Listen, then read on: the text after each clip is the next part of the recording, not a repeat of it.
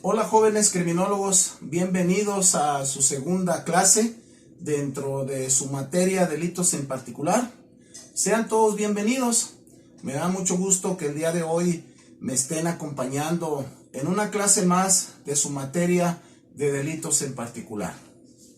Hoy vamos a seguir hablando del tema delitos contra la vida corporal y la familia, ¿sí? Esta materia que me parece muy interesante porque cada día me doy cuenta que el derecho tiene que ir evolucionando, ya que los delitos pues constantemente van cambiando. Mi nombre es Víctor Manuel Ortiz Cervantes, su servidor licenciado en Seguridad Pública, y vamos a continuar con el siguiente tema, ¿sale?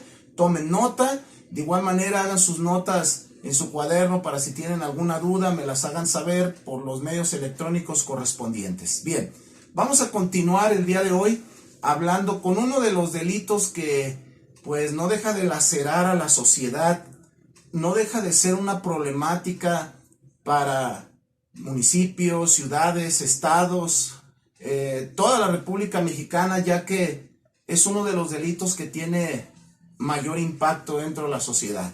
Y me refiero al delito de lesiones. Les comentaba hace un momento que hablar en delitos en particular para mí ha resultado emocionante porque me pongo a ver cómo nuestro sistema jurídico mexicano es muy bueno. Es muy bueno en el sentido de que tenemos artículos, leyes, códigos,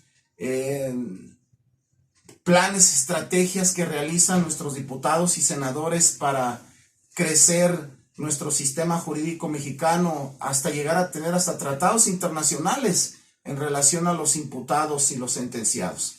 Bien, vamos a abordar el tema del día de hoy, que es las lesiones. Bien, el hablar del delito de lesiones lo vamos a ver desde un punto de vista conceptual hasta posteriormente abordar las leyes. El delito de lesiones es considerado como un delito del fuero común, es decir, que es castigado, en este caso, por la acción penal del Ministerio Público, obvio, con una sentencia de un juez de juicio oral. El delito de lesiones se castiga conforme a las diferentes legislaciones de los estados en la República Mexicana.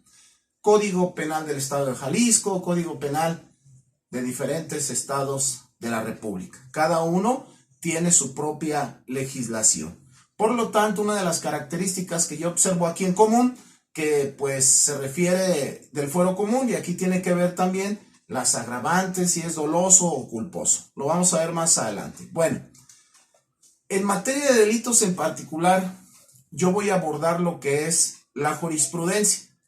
Les comento, al estar haciendo mi investigación, al estar trabajando con el estar preparando esta materia, me he dado cuenta de que no hay lagunas en el derecho.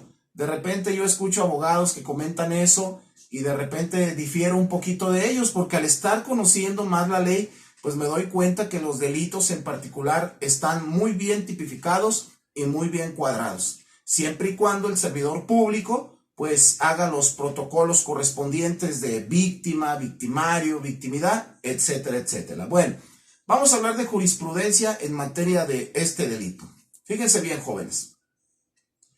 El artículo 288 del Código Penal Federal dice: bajo el nombre de lesión se comprende no solamente las heridas, escoriaciones, contusiones, fracturas, dislocaciones y quemaduras. O sea, estamos hablando que las lesiones no nada más son lo que comúnmente pensamos de alguna riña, algún atropellamiento, no, todavía va más allá. El Código Penal Federal lo contempla más allá de lo que las personas conocemos. Bien, el hablar de este tema, de las lesiones, dentro del Código Penal Federal, dice que hablar de lesiones no es solamente toda alteración en la salud y cualquier otro daño que deje huella material en el cuerpo humano, si esos efectos son producidos por una causa externa.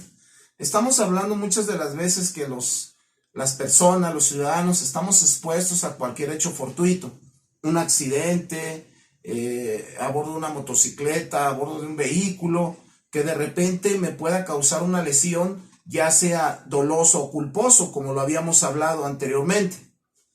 El hablar desde un punto de vista penal, y como lo califica la ley, el juez de juicio oral se valdrá de la siguiente manera. Fíjense bien, a mí me causa novedad el poder encontrar esta información, ya que como criminólogos lo podemos relacionar con nuestra actividad dentro de lo que son las ciencias penales. En este caso, de hablar del delito de lesiones, la penalidad se basará primero en la severidad de las mismas. Esto significa si la persona tuvo toda la intención o fue por descuido o por un hecho culposo. Segundo, el medio que empleó para hacerla.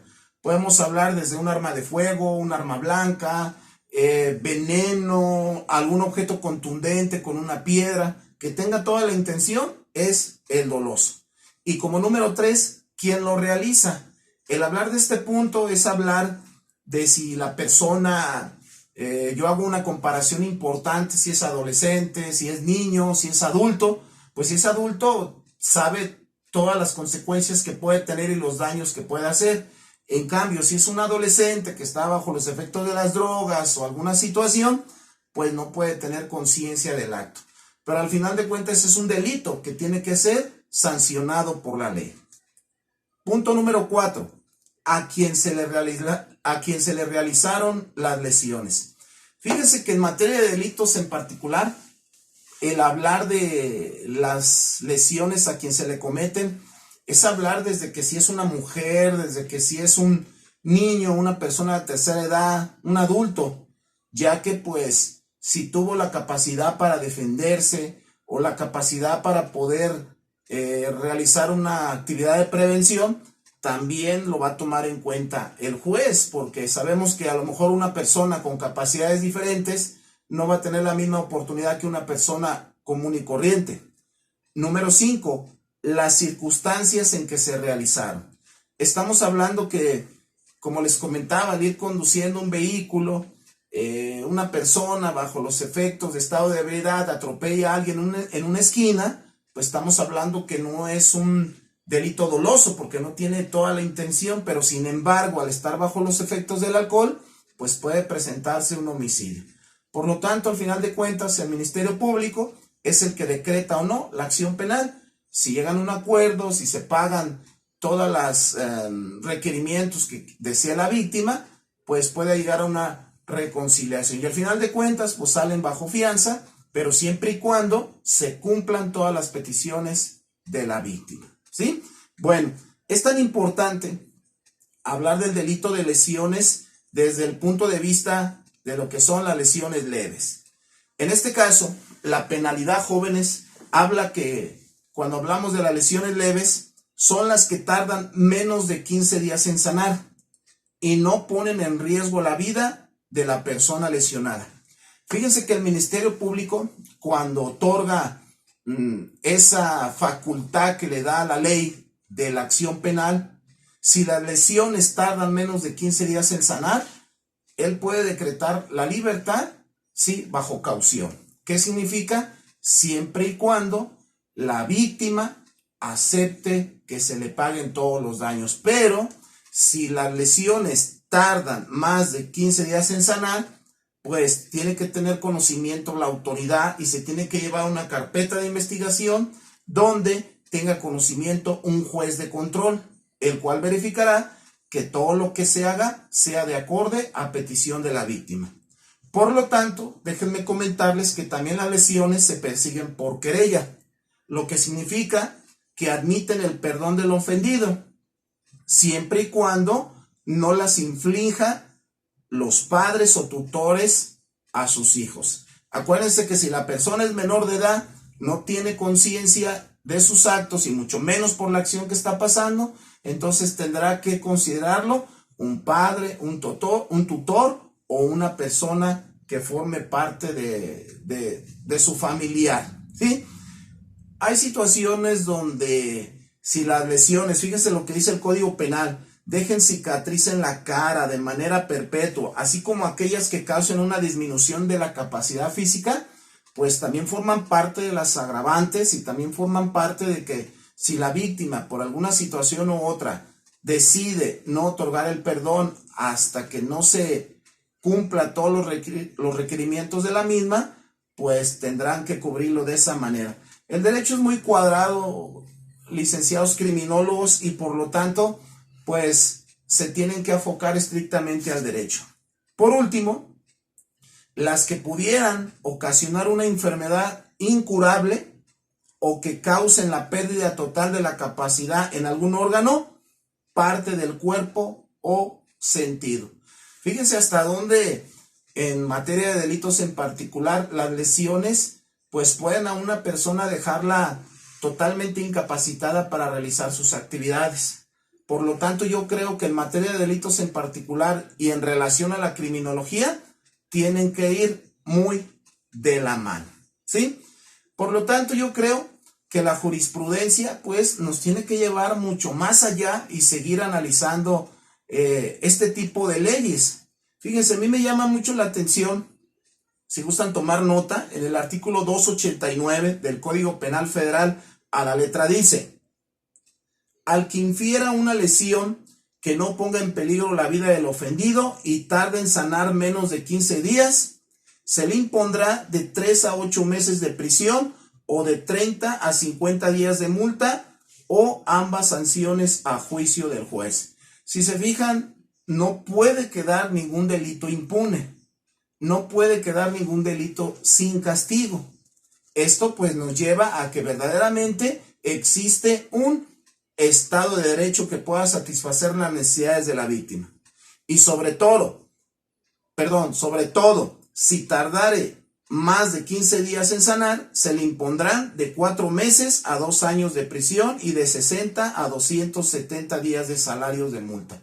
Por lo tanto, jóvenes, no puede haber impunidad, no pueden quedar delitos sin que no se sancionen. Bien, el artículo 290, hablando nuevamente de las lesiones, dice: se impondrán de 2 a 5 años de prisión y multa de 100 a 300 pesos al que infiere una lesión que deje al ofendido cicatriz en la cara perpetuamente notable.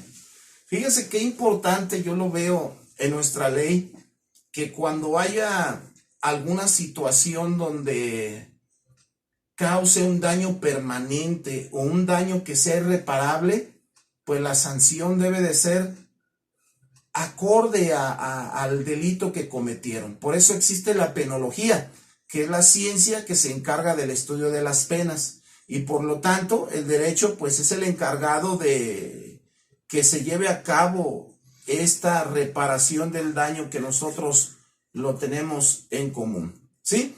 Bien, en el artículo 292 dice también que se impondrán de 6 a 10 años de prisión al que infiera una lesión a consecuencia de la cual resulte una incapacidad permanente para trabajar, enajenación mental, la pérdida de vista o el habla de las funciones sexuales. Fíjense que en un accidente automovilístico, digamos que llegaran a chocar, las personas quedan atrapadas y el conductor iba en estado de ebriedad y el copiloto y las personas que iban ahí resultaran con una lesión grave donde pudieran quedar paralíticos, donde pudieran quedar, no sé, la pérdida de un órgano, de un brazo, una pierna, pues son delitos que se siguen por querella y la víctima tiene todo el derecho a que se le repare el daño. Yo veo que es parte muy importante en los delitos a lo que se refiere las lesiones, ¿sí? Continuamos hablando de los delitos en particular y ahora vamos a hablar de otro de los delitos que considero también yo de alto impacto. Y me refiero a uno muy controversial llamado el aborto. Fíjense que el aborto ha sido uno de los delitos que ha sido de mucha controversia entre la ciudadanía, donde mucha gente puede decir sí al aborto, otros no al aborto, o simplemente alguna parte de la sociedad puede decir que el aborto lo decide cada una de las personas. Pero bueno, si hablamos de los delitos en particular, tenemos que entender primeramente ¿Qué es el aborto? Cuando hablamos del aborto, dice la definición que es la interrupción del embarazo en cualquier época de la gestación antes de que el feto llegue a su término. Estamos hablando desde el día 0 hasta los 9 meses de su embarazo de la persona. Hablar del aborto es hablar y reflexionar que la vida es el primero de los derechos que tiene una persona, por lo que si éste es violado, se ignora el precepto de ser inherente. ¿A qué se refiere la palabra inherente? Que el derecho a la vida es un derecho que todas las personas tenemos. Es inherente, es como los derechos humanos, son inherentes a las personas. Bueno, en materia de delitos en particular, vámonos a hablar lo que es la jurisprudencia. Recuerden, cada que yo hable de la jurisprudencia me voy a ir a la ley, porque la ley es la que me va a dar un panorama más amplio y me va a decir qué tan grave y qué tan culposo puede ser un delito, y me lo puede describir desde un punto, desde la dogmática. Bien, en el caso del aborto, el artículo 329 del Código Penal Federal dice: aborto es la muerte del producto de la concepción en cualquier momento de la preñez. Si se fijan, totalmente tipificado, no hay laguna en el derecho. Artículo 330. Fíjense bien, recuerden, estamos hablando del aborto. En el artículo 330 dice: al que hiciere abortar a una mujer, se le aplicarán de 1 a 3 años de prisión, sea cual fuere el miedo que empleare, siempre que lo haga con consentimiento de ella.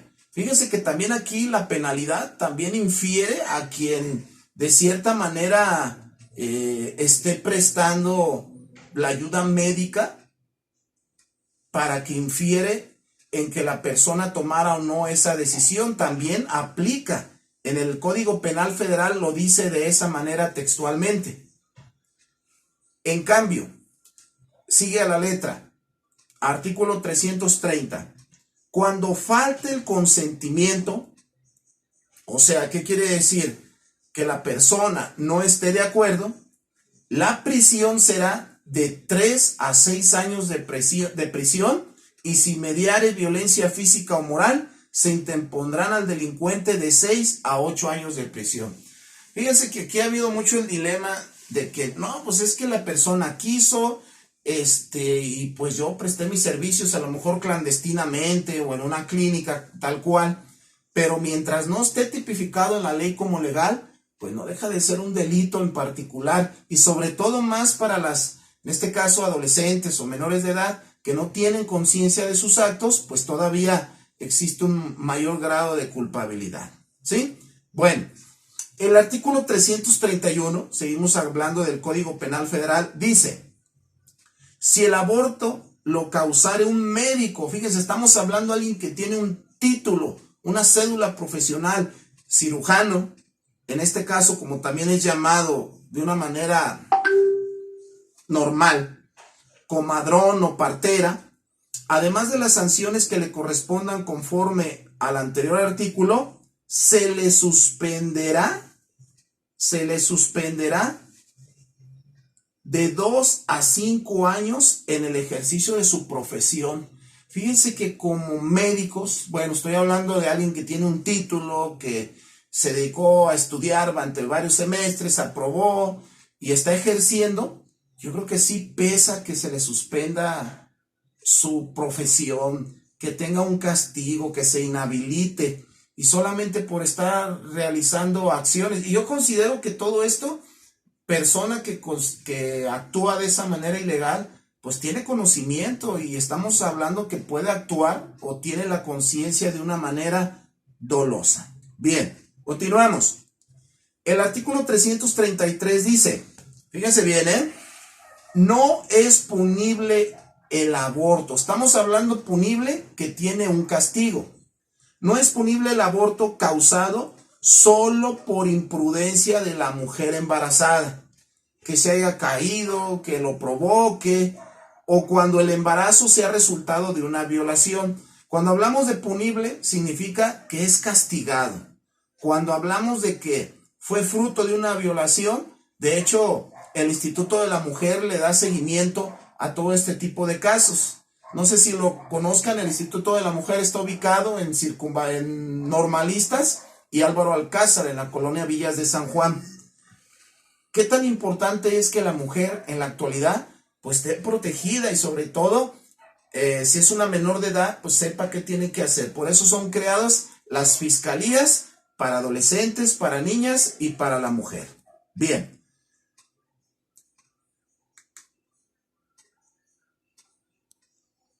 ¿Se fijan qué tan importante es el abordar todo este tipo de delitos, ya que pues son relevantes para la sociedad y son en materia de criminología de estudio, ya que pues de aquí se van a desprender muchas conductas criminales que al final de cuentas el Ministerio Público, el juez de juicio oral, el de control, el de ejecución, pues van a participar en esta parte tan importante de los juicios orales, y los criminólogos pues nos vamos a ver involucrados porque formamos parte de la investigación. Bien, continuando con este tema, ahora vamos a abordar lo que es el abandono de personas. Otro delito en particular que es de suma interés para toda la ciudadanía. Fíjense bien, voy a hablar primeramente de lo que es su definición conceptual. ¿Qué es el abandono de personas? Dice, es un delito que consiste en poner en peligro la vida o la salud de una persona, sea colocándola en una situación de desamparo.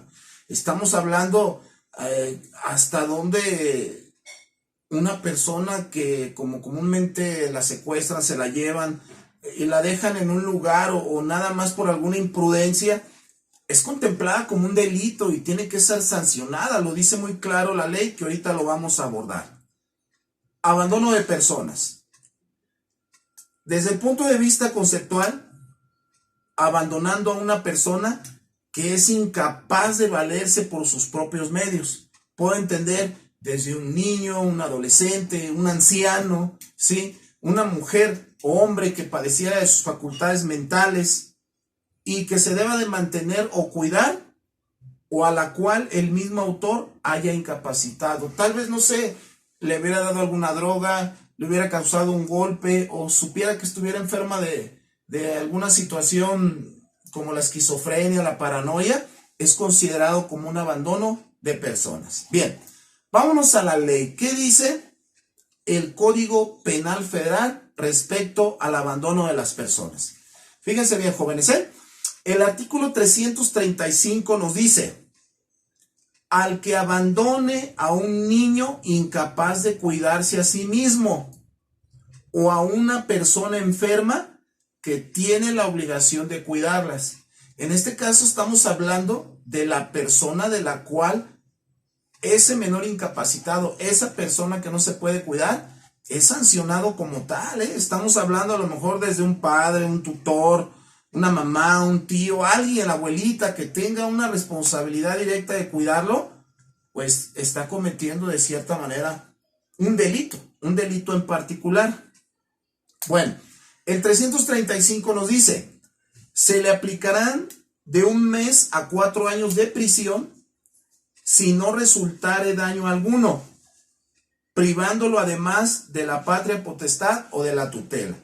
Fíjense que el Estado tiene la obligación, una vez que tiene conocimiento, en este caso el Ministerio Público, de quitarle la tutela. ¿Qué es la tutela? En este caso, como servidores públicos, hay que ponerlo a disposición del Ministerio Público, se va a Ciudad Niñez y el Ministerio Público se encargará de poner al menor en el Hogar Cabañas, en el internado Beatriz Hernández, en el Valentín Gómez Farías, donde el Estado se va a encargar de cuidarlo y le quita la patria potestad a la persona con la que está, hasta no saber bien qué sucede o por qué quedó ese niño o persona con capacidades diferentes desprotegido. Bueno, hay preguntas que yo de repente me gustaría analizar y que fuera de conocimiento de todos ustedes y reflexionarlas. Por ejemplo, ¿qué se considera como un abandono de persona? De repente, como criminólogos estamos obligados si estamos hablando del delito de abandono de personas, pues tenemos que entenderlo todavía más allá para poder comprender la ley. En este caso, se considera un abandono de persona a la que se debe de mantener o cuidar, o que él o ella misma se haya incapacitado para hacerlo. De repente hay gente que dice, no, pues es que yo dejé a mis hijos en mi casa mientras me iba a trabajar. Se quemaron, no sé, tomaron algún veneno, un líquido, cloro, pudieron tener una descarga eléctrica, murieron, o por alguna enfermedad como una broncoaspiración murió un bebé. Estamos hablando que es abandono de la persona y es un delito que es castigado. Entonces es tan importante como criminólogos primero entender la definición para poder digerir un poquito más lo que nos dice la ley. En el artículo 335, fíjense bien lo que dice la ley. Al que abandone un niño incapaz de cuidarse a sí mismo o a una persona enferma que tenga la obligación de cuidarlos. ¿Qué tan importante, aunque nuestro Código Penal Federal nos lo recalque de una manera muy precisa, las personas lo deben de entender y que no se sientan sobre todo agraviadas? Dándole continuidad, en el artículo 316 dice, al que sin motivo justificado abandone a sus hijos o a su cónyuge, estamos hablando de la esposa, sin recursos para atender a sus necesidades de subsistencia oportunamente por el acusado. Se considera abandono de personas cuando dejan sin cuidado, sin protección. En este caso estamos hablando desamparados totalmente y es contemplado como un delito. El detalle es que las personas no conocen y de repente pues quedan en el desamparo total, ¿sí? Fíjense bien. Se le aplicará, en este caso a la persona que comete ese delito, de 1 mes a 5 años de prisión y de 180 a 300 días de multa. En este caso, se le privará de los derechos de la familia y el pago y como reparación del daño. Yo creo que estoy de acuerdo con nuestro sistema jurídico mexicano, sobre todo en protección de lo que es la familia. Entonces, ¿qué tan importante, jóvenes, seguir analizando y preguntándonos? Me llamó mucho la atención esta pregunta en lo que yo estuve leyendo y analizando acerca del tema del abandono de personas, que quiero compartirlas con ustedes y vámonos reflexionando. Fíjense bien, dice, ¿cuánto tiempo tiene que pasar para que se considere un abandono de hogar? De repente, no, pues es que yo nada más salí por unos días y regresé, o nada más yo tengo que salir a trabajar, ¿por qué me quieren arrestar? Si son mis hijos. De repente, el derecho, como se logró repetir, es cuadrado y tenemos que analizarlo. Fíjense bien, muchachos. El abandono de hogar injustificado por más de 6 meses del domicilio conyugal, en este caso por uno de los cónyuges, papá, mamá, hace cesar desde el día del abandono de familia. Sale de la casa, jamás vuelven a saber de él, ninguna llamada telefónica, nada. A partir de ahí empieza a contar como tal para el derecho. Al final de cuentas, yo creo que son conductas, licenciados en criminología, que siempre van a desatar consecuencias, donde desafortunadamente los más débiles, los más indefensos, son los que pueden ser más dañados, ¿sí? Por lo tanto, los efectos de la sociedad conyugal, en cuanto le favorezcan, estos no podrán comenzar de nuevo, sino por un convenio expreso. ¿Qué tan importante es cuando yo como servidor público le digo a la persona, quiere proceder con una carpeta de investigación? Sí, porque son delitos que se persiguen por querella. Cuando hablamos ya de delitos que estén contemplados de cierta manera donde no resulte querella, ¿qué significa esto? Que se persigan por oficio, pues ahí ya tendrá que solicitarlo en este caso a la parte oferente, que es el Ministerio Público. Bien. Retomando nuevamente el Código Penal Federal, fíjense bien cómo es bien específico. Dice el artículo 337, que el delito de abandono de cónyuge se perseguirá a petición de la parte agraviada. El delito de abandono de hijos se perseguirá por oficio. ¿Qué quiere decir? Que el esposo abandone a la cónyuge o que ambos, estoy hablando papá o mamá, abandone a los hijos, se perseguirá por oficio. ¿Qué significa por oficio? Que no necesitamos una denuncia. No necesitamos una parte que vaya y ponga una denuncia. El Ministerio Público tiene la obligación de darle seguimiento a la carpeta de investigación. Fíjense qué tan importantes reformas en materia de derecho no dejan de haber, ¿sí? Bueno, en este caso, dice que el Ministerio Público promoverá la designación de un tutor especial que represente a las víctimas del delito. En este caso, ¿quién puede ser el tutor especial? Trabajo social, defensoría de oficio, que son los encargados de darle seguimiento ante el juez de la causa, quien tendrá facultades para designarlo. Si algún día ustedes tienen oportunidad de ir al Hogar Cabañas, que está ahí en López Mateos, a un costado del Teatro Galerías, vamos a ver cómo a través de todos los protocolos que se utilizan ahí, pues se maneja esa parte que designa el juez a través de los tutores, que ellos en la práctica le llaman padrinos, ¿sí? Pero bueno, algún día si tienen oportunidad ver cómo se maneja dentro de. Bien, el artículo 341 dice, al que habiendo atropellado a una persona, fíjense bien, ya estamos hablando nuevamente de un delito en particular, alguien que atropella a una persona, culposa o fortuitamente, es que se me atravesó, no sabía, o que de repente yo sabía que estaba en alto y me paso y la atropello a la persona, y no le prestes auxilio o no le solicites la asistencia, en este caso de una ambulancia,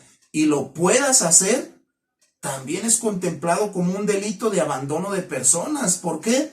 Porque estás lacerando un bien jurídico tutelado que es la vida, y también tenemos sanción. Recuerden que el desconocimiento de la ley pues no exime de responsabilidades a las personas. Bien, es tan importante todas las partes de los que conformamos una sociedad, y me refiero a la célula principal que es la familia, que no puede quedar de lado también mencionarlo entre los delitos en particular. Quiero hablar también de algo que está lacerando mucho a las familias jaliscienses, mexicanas, y me refiero al delito en particular de la violencia familiar, también llamada violencia intrafamiliar. Fíjense bien, primeramente, como en todos los demás delitos, yo quiero hablar qué es la violencia intrafamiliar o familiar comúnmente llamada. Yo lo considero como un fenómeno social. ¿Qué significa un fenómeno social? Que forma parte de todo, o sea, nadie puede estar excluido porque vivimos dentro de una familia. Como el uso intencionado y repetido de la fuerza física, estamos hablando de golpes, o psicológica, ofensas, amenazas. En este caso, que es utilizada para controlar, manipular o atender en contra de algún integrante de la familia. Estamos hablando desde padres a hijos, desde padre a mamá, entre hijos, entre tíos, todos los que formamos ese núcleo de la sociedad. Forma parte de la violencia intrafamiliar. Bien, ahora, nuevamente, vamos a checar en materia de delitos en particular qué nos dice la ley. El artículo 343 bis del Código Penal Federal dice: comete el delito de violencia familiar quien lleve a cabo actos o conductas de dominio, control o agresión física, psicológica, patrimonial o económica. Si se fijan, no estamos muy lejos de lo que es la definición conceptual que yo les acabo de dar. El Código Penal Federal pues lo tipifica, no hay así como que, oiga, pero pues es que nada más me jaló, nada más me gritó, nada más me dio un puñetazo, me agredió. Ahí lo dice tal cual, ¿sí? No hay lagunas en el derecho. El artículo 343 en materia de violencia intrafamiliar dice: a una persona con la que se encuentre o haya estado unida por un vínculo matrimonial. O sea, tiene que haber también ciertas situaciones civiles para que se dé. En este caso, sociedad legal, bienes mancomunados, juntos, no sé, algo que los una en ese vínculo familiar, aunque digan, pero es que no estamos casados, nada más vivimos juntos, también forma parte de él, porque da un parentesco. En este caso, por consanguinidad, estamos hablando si son hijos, por afinidad o civil, concubinato o una relación de pareja dentro o fuera del domicilio familiar. También llega a pegar si tienen una relación fuera de lo que es la esposa. Sí, también llega a considerarse como violencia intrafamiliar. Y no lo digo yo, lo dice el Código Penal Federal. Bien, a mí me llama mucho la atención que el hablar de violencia familiar es hablar de 5 puntos muy importantes para que genere violencia. Por ejemplo, la violencia psicológica, ofensas, malas palabras, agresiones. La violencia física, estamos hablando de golpes, ¿sí? La violencia verbal, las ofensas hacia las personas. La violencia económica, que no te voy a dar dinero, te condicionan. Si tú no haces lo que la persona te pide, no te va a dar dinero. Y por último, la violencia sexual.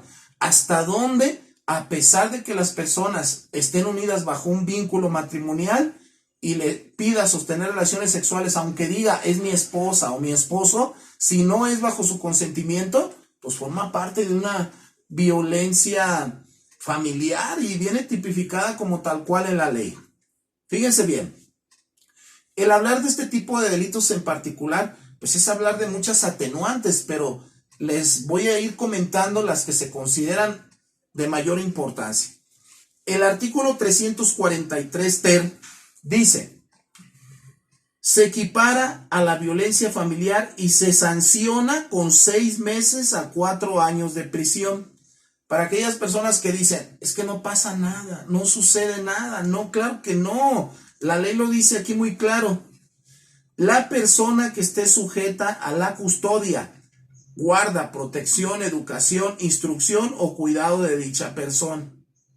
Creo que todo lo que se haga o se deje de hacer mientras esté contemplado en la ley, pues va a ser prácticamente un delito, aunque la persona diga, pues es que yo desconocía de esto. Bueno, es que tú estás obligado a conocerlo. Cuando estamos ya en manos de un ministerio público que está decretando no la acción penal, pues tendrá que proceder como tal, ¿sí? Bueno, sigamos analizando. En materia de delitos en particular, el hablar de violencia intrafamiliar, primeramente, como parte fundamental, nos podemos preguntar, ¿qué sanciones se aplican a quien comete el delito de violencia intrafamiliar? No pasa nada, me va a otorgar el perdón. Claro que no, son delitos que muchas de las ocasiones, aunque no haya una querella o una parte afectada, que la persona se desista, quiero decir, se pueden perseguir por oficio de acuerdo a lo que se está suscitando. Acuérdense que el Estado es el encargado de proteger. En esta pregunta, fíjense bien, primero, prisión. Estamos hablando que la persona vaya a la cárcel. Multa. ¿Qué se refiere con multa? En este caso, que se le repare el daño a la persona, ¿sí? Desde hasta sus derechos hereditarios, hasta la pérdida de los alimentos, todo lo que pudo haber lacerado a la persona tiene que ser sancionado. Número 5, obvio, la pérdida de la patria potestad. Los niños tienen que ser protegidos, la mujer tiene que estar en un domicilio diferente al conyugal, esto para evitar que pueda ser agredida. La pérdida de la tutela, en este caso, por lo pronto, como se los comentaba, el Estado es el encargado de salvaguardar, por lo pronto, por ejemplo, en el Instituto de la Mujer hay casas de seguridad. En este caso, los niños, las mujeres se quedan ahí, hay guarderías y se les da seguimiento. Y número 7, el pago de tratamiento integral interrumpido para la recuperación de la salud íntegra de la víctima. Si se fijan en este tema, pues es de suma importancia porque yo creo desde la materia o lo que viene siendo su materia principal, que es criminología, todo este tipo de delitos siempre van a desatar más conductas. Y creo que el derecho los encuadra muy bien y creo que todo lo que hagamos, pues siempre va a estar muy tipificado. ¿Sale? Bueno, con esto estoy dando por terminado este primer tema y vamos a continuar dando un análisis preliminar. ¿Sale? Vayan tomando notas, sus dudas, me las hacen saber y regresamos en un momento. Vamos a continuar hablando de su materia, delitos en particular. Me gustaría, por favor, una vez que terminamos lo que fue ya el tema número 1, vamos a iniciar con nuestro segundo tema, ¿sí? Tomen nota, por favor, en nuestro segundo tema, que lleva por nombre delitos relacionados con el manejo de información genética humana. Repito, delitos relacionados con el manejo de información genética humana. Fíjense que entre más leo, entre más conozco y entre más vivo todas las situaciones que los ciudadanos en Guadalajara, en la zona metropolitana, viven, me doy cuenta que hay delitos que muchas veces pasan desapercibidos. Por desconocimiento de la ley, por una mala preparación de los servidores públicos, por un mal manejo de las fiscalías, el nepotismo, pues nos puede llevar a que muchos delitos, muchas de las ocasiones queden impunes. En este segundo tema de los delitos relacionados con el manejo de la información genética, se me hace muy importante, ya que aquí entran delitos donde el conocimiento científico debe de entrar a evidenciar cuántas personas sufren daños debido a situaciones que profesionistas mal encausados muchas veces los llevan a que cometan desgracias ante las personas. En este tema, sí, me gustaría primero que entendiéramos qué son los delitos relacionados con el manejo de información genética humana. Fíjense bien, vamos a entenderlo por partes, porque son delitos que comúnmente pues no los escuchamos, como el robo, como las lesiones, como la violencia, el secuestro, el robo. Es un parte de los delitos en particular que requiere un análisis en particular. El hablar de este tema, fíjense bien, si gustan anotar, consiste en la manipulación de genes humanos, de manera que se altere el genotipo y se realice con finalidad distinta a la eliminación y disminución de taras o enfermedades graves. Fíjense bien, en este tipo de delitos nos vamos a enfocar principalmente a los genes humanos. Nos vamos a enfocar, para que nos demos cuenta y lo importante que es también conocernos, nos vamos a referir a lo que llamamos muchas veces el ADN, ácido desoxirribonucleico. Bueno, primeramente vamos a entender qué son los genes humanos para poderle ir dando fondo y forma a este tipo de delitos. Hablar de los genes humanos, dice la definición conceptual, que es la unidad de almacenamiento y transmisión de información de la herencia de las especies.